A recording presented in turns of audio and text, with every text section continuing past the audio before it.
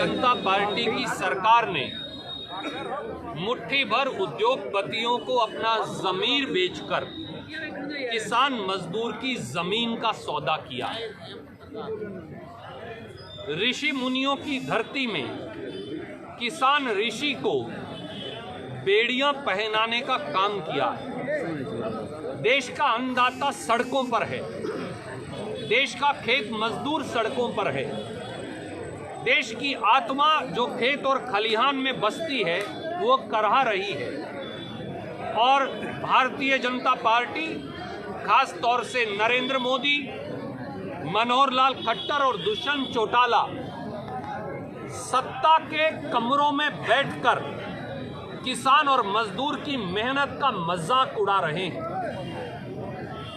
3 खेती विरोधी काले कानून जो रात के अंधियारे में नरेंद्र मोदी अध्यादेश से लाए थे, उन्होंने संसद में उन्हें जोर जबरदस्ती से पारित कर लिया।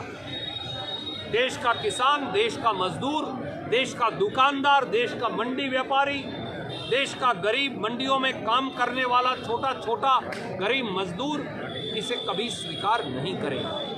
मोदी जी, आज के भारत बंद को चेतावनी मान लीजिए, दिल्ली के दरबार के लिए भी और सत्ता की मलाई खाने वाले मनोहर लाल खट्टर और दुष्यंत चौटाला के लिए भी। अगर आज भी समय है कि किसानों के इस संगठन को देखते हुए तीनों काले कानून फौरी तौर से खत्म करने की घोषणा करें, संसद का सत्र बाद में बुलाएं, आज ही मंत्रिमंडल की बैठक बुलाएं और इन कानूनों को खत्म करने का अध्यादेश लाएं और 1 हफ्ते के अंदर संसद का सत्र बुलाकर ये काले कानून खत्म करें।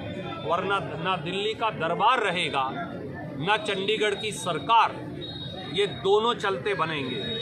क्योंकि अब देश का किसान और अन्नदाता मजदूर ये खड़े हो गए हैं, देश का छोटा छोटा दुकानदार खड़ा हो गया है, देश के अनुसूचित जाति और पिछड़े वर्गों के लोग खड़े हो गए। आपने उनके पेट पर लात मारी, आपने उनके जीवन को पर ग्रहण लगाने का काम किया। पेट पर किसान और अन्नदाता को पेट पर लात मारने वाला कोई हुक्मरान आज तक बच नहीं पाया।